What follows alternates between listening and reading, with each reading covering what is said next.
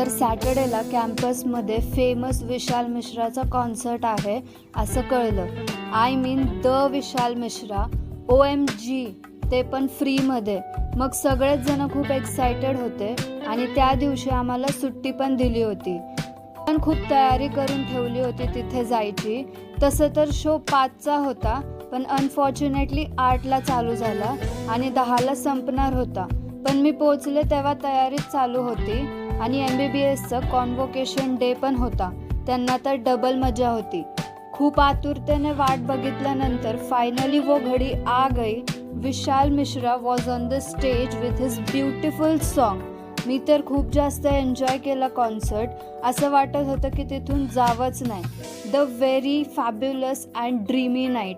पण घरी निघायच्या वेळेस कळलं की गाडीची चावी हरवली आहे. तेच म्हणलं, एवढं सगळं आत्तापर्यंत